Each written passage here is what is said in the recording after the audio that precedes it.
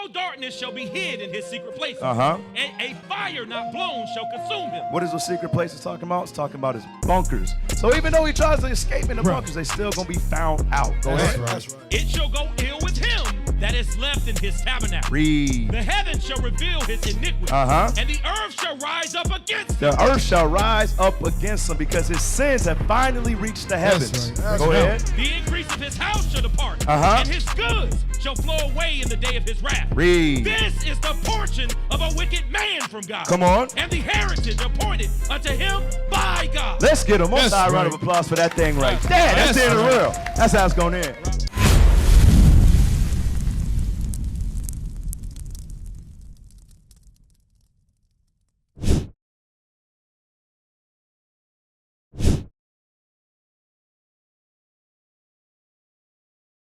We're about to get into today's topic. It's was it Oppenheimer, the arms race, and the end of the world. Right. So real quick, we're going to go through a quick history lesson in the Bible.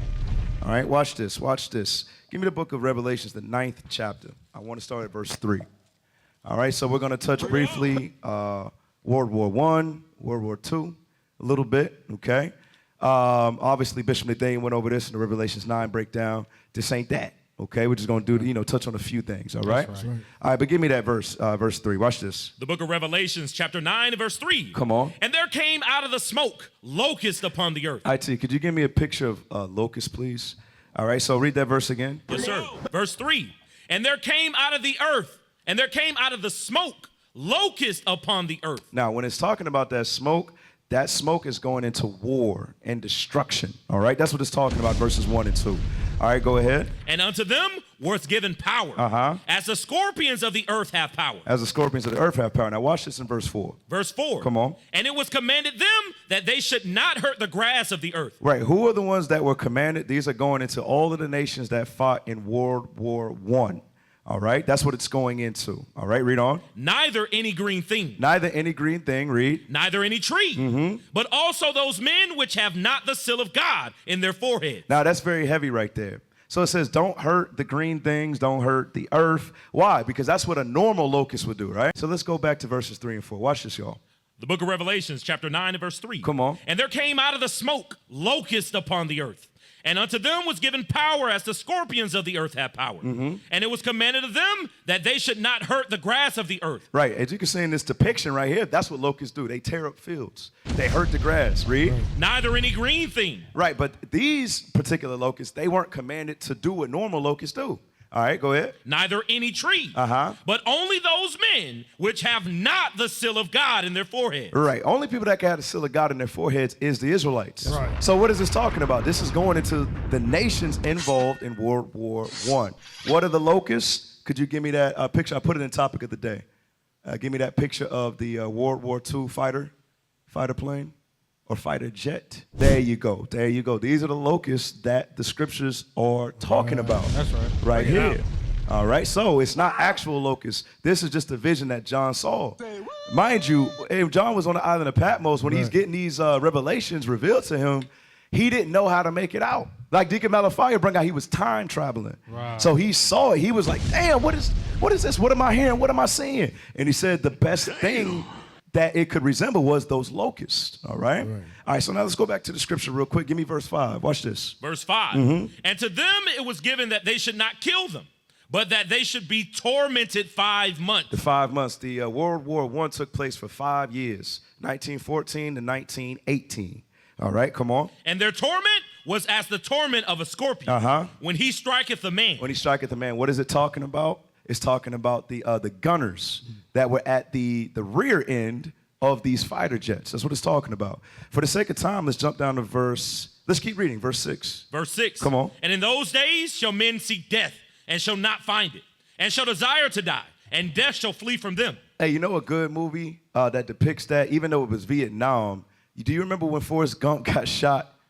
He got shot in the butt, right? And they took him and Lieutenant Dan to like the infirmary, right? Remember, Lieutenant Dan really wanted to do what? Die. He wanted to die. Right. He didn't want to live the rest of his life without his legs. Right. That's what this is going into right here. All right, read verse 6 again. Verse 6. Go ahead. And in those days shall men seek death. Come on. And shall not find it. And shall desire to die. Right. And death shall flee from them. Right, because they would be carried and taken to the infirmary and be treated. All right, now let's go to verse 7. Watch this. Verse 7. Come on. And the shapes of the locusts were like unto horses prepared unto battle.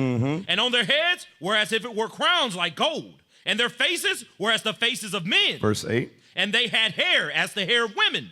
And their teeth were as the teeth of lions. Right, and their teeth was as the teeth of lions. Give me that fighter jet with the teeth.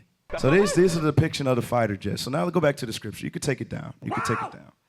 All right, read that for us, please. The book of Revelations, chapter 9 and verse 8. Come on. And they had hair as the hair of women. Now, I don't want to ask too much from IT. IT, do you have the one with the scarf, with the pilot with the scarf? Do you have that?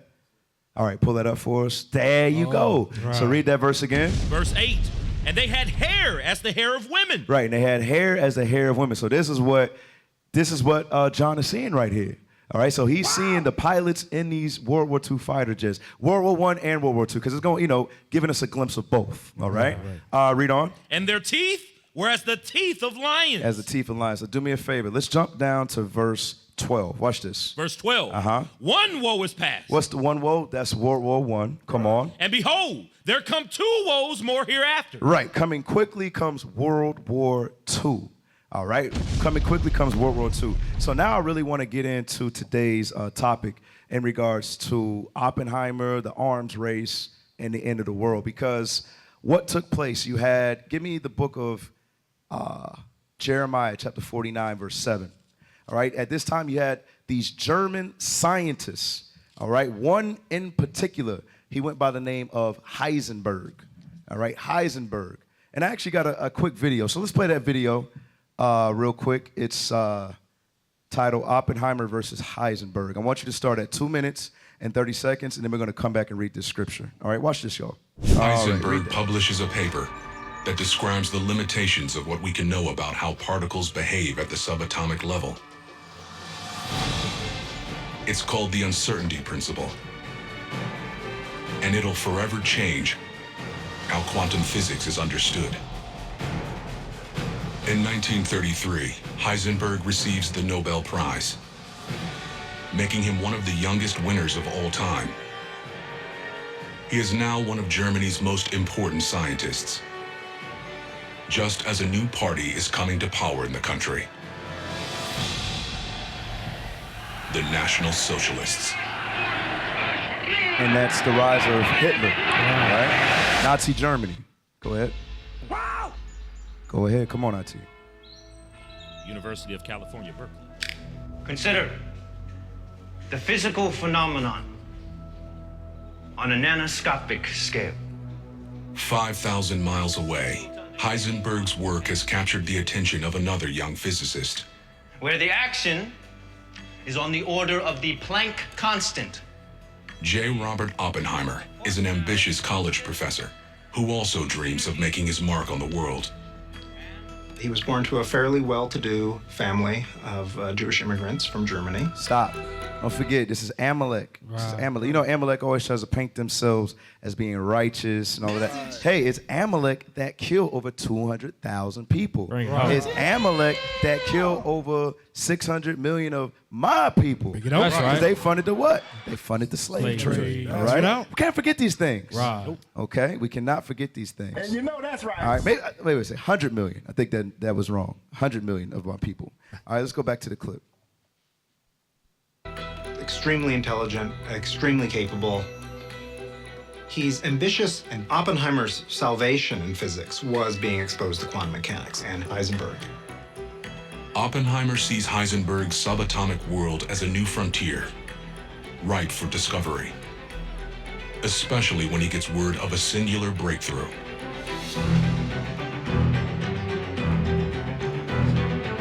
A team of Germans claim they've turned quantum theory into action and have split the uranium atom. Oppenheimer doesn't believe it's possible until his team recreates the experiment and they see for themselves.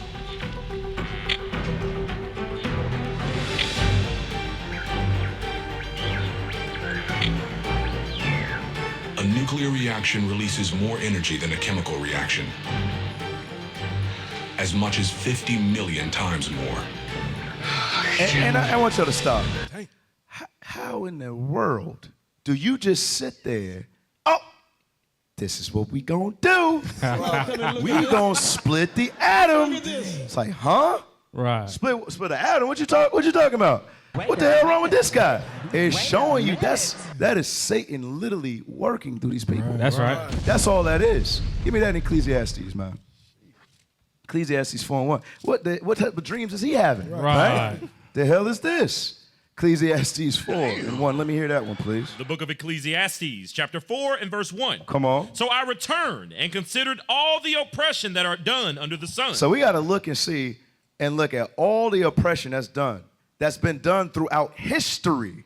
All right, come on. And behold, the tears of such as were oppressed. The tears of such that were oppressed, that's going into our people right there. All right, come on. And they had no comforter. And we had no comforter. Why? Because the Lord, he turned his face against us. He turned his face against us because of our iniquity. Yeah, we'll take a quick call, but let me finish the scripture. Go ahead.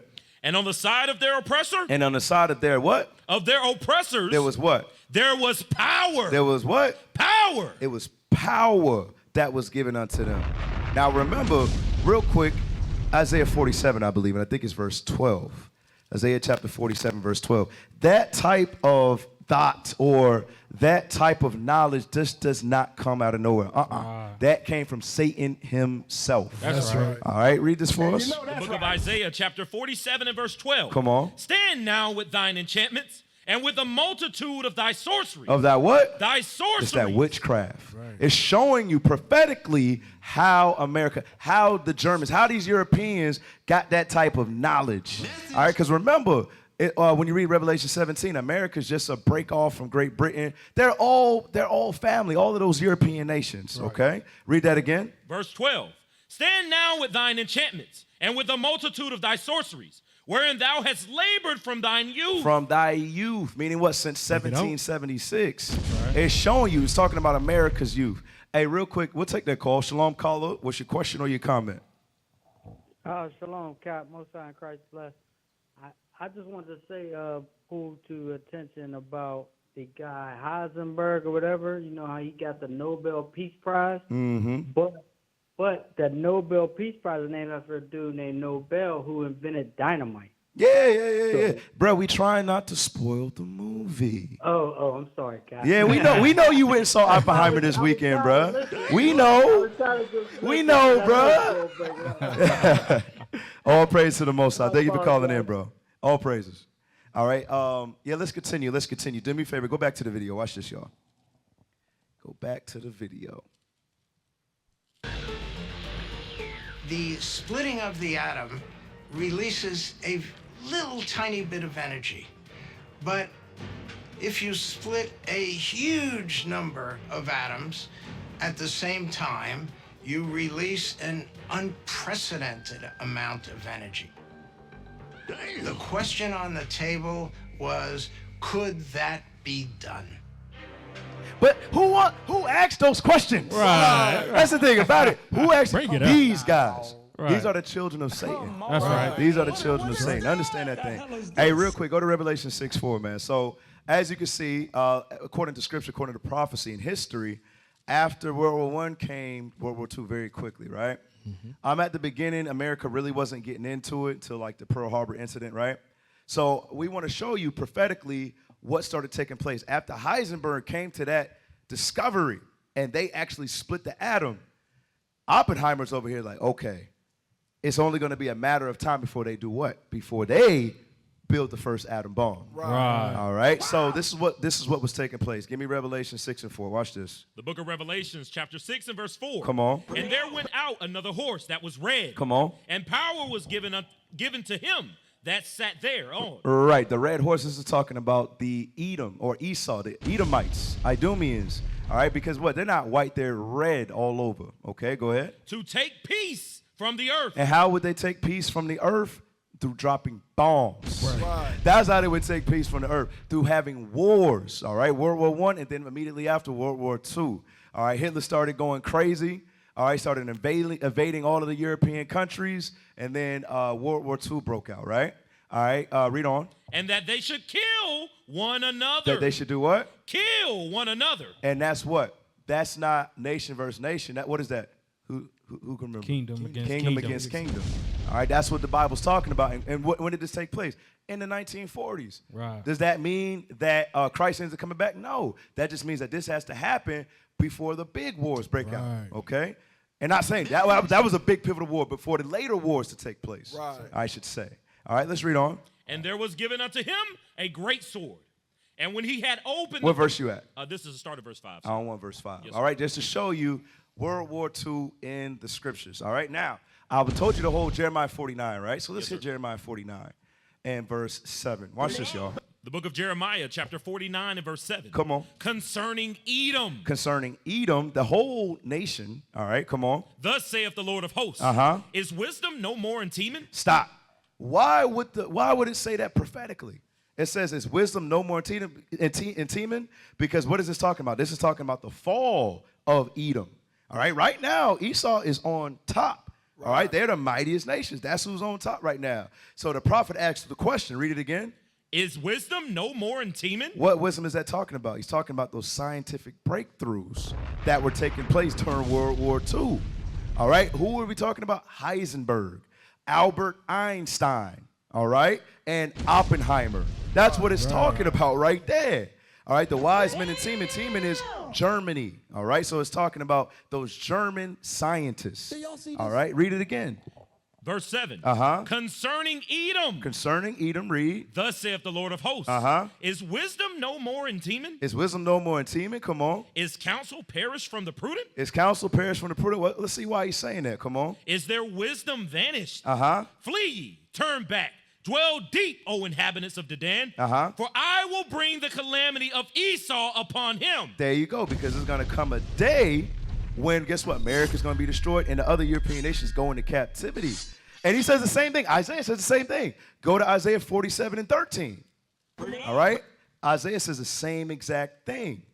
All right? So he says, remember in verse 12, he talked about the enchantments and the sorcery. All right? Let's see what he says when destruction comes. Watch this. The book of Isaiah, chapter 47 and verse 13. Go ahead. Thou art worried in the multitude of thy counsels. Right. Now you're worried. The counsels are going into your science. You're wearied in the multitude of your counsels. Go ahead. Let now the astrologers, the stargazers, read, the monthly prognosticators, stand up and save thee from these things. Right, because remember, ain't y'all the ones who came up with the atom bomb? Right. Hey, now y'all should be able to save yourselves from God, right? Because remember, they're the ones who want to be worshipped, right? All right, come on. And save thee from these things that shall come upon thee. Read. Behold, they shall be as stubble. They shall be as stubble. Read. The fire shall burn them. Come on. They shall not deliver themselves from the power of the flame. All right, I ain't going to finish that just yet. Now, let's go to the book of Revelation, chapter 13 and verse 11. We brought this out earlier, but we're going to read down this time, okay? All right, so going into, it was a mad race between, it was Nazi Germany and America who was going to develop the first atom bomb. All right, and we know, according to history, who won that? United States of America, all right? All right, so read this, verse 11. The book of Revelations, chapter 13 and verse 11. Actually, start at verse 9 for me. The book of Revelations, chapter 13 and verse 9. Read fast, come on. If any man have an ear, let him hear. He that leadeth into captivity shall go into captivity. He that killeth with the sword must be killed with the sword. Come on. Here is the patience and the faith of the saints. Read. And I beheld another beast coming up out of the earth. And he had two horns like a lamb, and he spake as a dragon. Right, these are going into the two American political parties. Read on. And he exercises all the power of the first beast before him. Who was that? Rome, all right? And remember what they did to the children of Israel. Rome had us in captivity too. The United States of America did the exact same thing. Exercised the same power, come on. And causes the earth and them which dwell therein to worship the first beast. Right, there you go. And everything goes back to their ancestry. When in Rome, where do statements like that come from? They come from the beast. That's right. All right, come on. Whose deadly wound was healed. Whose deadly wound was healed. When did this take place? In 193 A.D. All right, this took place after Septimius Severus, which was a black man, a Jew, who took down the Roman Empire. Was he righteous? No, but a black man took them down. Right. All right, and they their wound was healed during what? The Renaissance period, okay? When they came back to prominence. Read on. Verse 13. And he doeth great wonders. And he does what? Great wonders. He does great wonders. Who is that? This beast. Who's the beast? United States of America. Okay, come on. So that he maketh fire come down from heaven on the earth. That he does what? Maketh fire come down from heaven on the earth in the sight of men. In the sight of the whole world. Okay, come on. And deceiveth them that dwell on the earth. Right, and deceiveth everyone that dwell on the earth. How does he deceive them? Give me Job chapter 9, verse 24. This is how he deceives them, okay? At the same time came the image of the beast, right? When they started pushing that white image of Caesar Borgia, okay? All right, watch this, watch this. The book of Job, chapter 9 and verse 24. Come on. The earth is given into the hands of the wicked. He covereth the faces of the judges thereof. Who are the rightful judges on the earth? The so-called blacks, Hispanics, and Native Americans. That's right. Now, when they did these great wonders, when they did this miracle, they made the whole earth believe that God was with them. That's what it's talking about when he deceives the nations. All right, so go back to verse 14, I think you at. I'm not looking. The book of Revelations, chapter 13 and verse 14. Read. And deceiveth them that dwell on the earth by the means of those miracles. By those what? By those miracles. Hey, Bishop already brought that out in the class. So yeah, they say that in the film. Oppenheimer says, hey, you want me to perform this miracle? That's what he says. Why? Because he had to say it. Because this Bible is a true book. Read on. Which he had power to do in the sight of the beast. Who gave him that power? Satan. Satan gave them that type of power. Read on. Saying to them that dwell on the earth, that they should make an image to the beast. The image of the beast. That's when they start pushing that white image of Caesar Borgia. All right, come on. Which had the wound by a sword. Which had a wound by a sword. And did live. And did live. From there.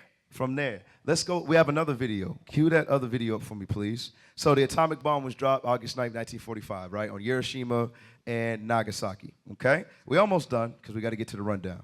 All right, play this video for me. Start at the beginning.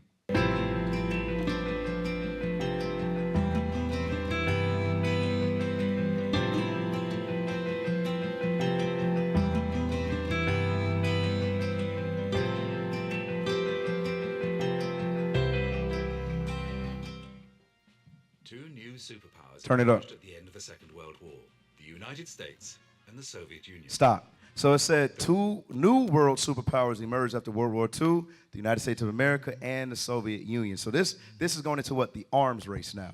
Because that's what Oppenheimer said. He said he knew as soon as he did that, now it's going to be a fight. Hey, somebody else is going to do this. But remember President Truman, he was like, no, it's not going to happen. All right, they didn't think that it was going to be able to be duplicated in such a short span of time. Right. All right, play on. The world knew that the United States already had atomic weapons.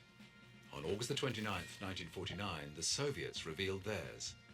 The main event of 1949 would shake the Western world and threaten civilization. The Soviets had tested an atomic bomb, and the nuclear arms race had begun. The Soviet nuclear program began in the 1940s. Starting outside Moscow, the project moved to the village of Sarov, a place that would disappear from the maps for the next 45 years. Espionage fueled the speed of the project. Atomic spies gathered intelligence from inside the American Manhattan Project that had developed the bombs dropped on Hiroshima and Nagasaki. Uranium to power the reactor was confiscated from Germany until domestic sources were obtained.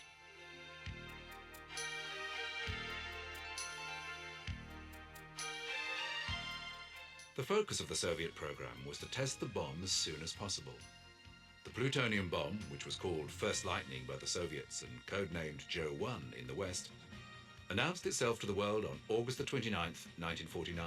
Hey, for the sake of time, pause, stop it right there. So what happened during the Manhattan Project that Oppenheimer ran, they had Russian spies over there who took the technology that he developed and bring it back to the Soviets. Right. All right, and they developed their first nuke in 1949, 4 years after United States of America, okay? Now, I will say something. I ain't gonna say when it happened, but we're just gonna show you that Esau does know that as soon as they created, all right, as soon as they created this nuclear bomb or this atom bomb, they knew that they also created the end of the world. All right, so we're gonna touch that briefly and get into the rundown. All right, give me the book of Revelation chapter 17, verse 19. 17 and 16. All right, watch this. Going into the EU or NATO. Actually, it is NATO right here. Right here. Read this. The book of Revelations, chapter 17 and verse 16. Read fast. Come on. And the 10 horns, which thou sawest upon the beast, these shall hate the whore. They shall hate the whore. Who's the whore? The United States of America. All right, come on. And shall make her desolate. And shall make her desolate. How would they do that? By what? Nuclear warfare. That's how they would make her desolate. Give me the book of Revelation, chapter 6 and verse 12. And I want you to read down. Watch this. The book of Revelations, chapter 6 and verse 12. Come on. And I beheld when he had opened the sixth seal, and lo, there was a great earthquake, and the sun became black as sackcloth of hair, and the moon became as blood. Come on. And the stars of heaven fell unto the earth, even as a fig tree casteth her untimely figs, when she is shaken of a mighty wind. Right, that big earthquake is going into those nukes. That's what that's going into. Come on. And the heaven departed as a scroll when it is rolled together. What is that scroll talking about? That mushroom cloud. All right, that's what it's talking about. Come on. And every mountain and island were moved out of their places. And the king of the earth and the great men and the rich men and the chief captains and the mighty men and every bondman and every freeman hid themselves in the dens and in the rocks of the mountains. And he said to the mountains and rocks, fall on us and hide us from the face of him that sitteth on the throne and from the wrath of the Lamb. And from the wrath of who? The Lamb. Remember what he's saying in Isaiah 47. Hey, what are you going to, hey, is your counsels going to deliver you from this? Is your wise man going to deliver you from this? No, ain't nothing that can deliver you from the wrath of God. Come on, verse 17. Verse 17. For the great day of his wrath is come, and who shall be able to stand? And who shall be able to stand? Give me Job. All right, because Job time traveled too. Job time traveled too. All right, give me, I'm going to just get to the point. Give me verse 24, Job 20:24. The book of Job, chapter 20 and verse 24. Come on. He shall flee from the iron weapons. Come on. And the bow of steel shall strike him through. Come on. It is drawn and cometh out of the body. That's talking about the warheads. They come out of the earth. They're called silos. All right, the nuclear warheads coming out of the earth. So what is Job talking about? The iron weapon. The same thing Isaiah saw. Give me that in Isaiah 54:16, the waster. All right, it's talking about these nukes, the ICBMs. Now they got the hypersonics, right? All right, read that. The book of Isaiah, chapter 54 and verse 16. Come on. Behold, I have created the smith that bloweth the coals in the fire, and that bringeth forth an instrument for his work. And it have created, and I have created the waster to destroy. The waster to destroy. Now go back to Job. We're going to finish right here for the sake of time. Watch this. Start at verse 24. The book of Job, chapter 20 and verse 24. Come on. He shall flee from the iron weapon, and the bow of steel shall strike him through. It is drawn and cometh out of the body. Yea, the glittering sword cometh out of his gowl. Terrors are upon him. Now when it talks about the sword, it's talking about the missiles. Come on. Verse 26. All darkness shall be hid in his secret places. And a fire not blown shall consume him. What is the secret places talking about? It's talking about his bunkers. So even though he tries to escape in the bunkers, they still going to be found out. Go ahead. That's right. It shall go ill with him that is left in his tabernacle. Read. The heavens shall reveal his iniquity. And the earth shall rise up against him. The earth shall rise up against him because his sins have finally reached the heavens. That's right. Go ahead. The increase of his house shall depart. And his goods shall flow away in the day of his wrath. Read. This is the portion of a wicked man from God. Come on. And the heritage appointed unto him by God. Let's get a multi round of applause for that thing right there. That's the end of the world. That's how it's going to end. Right.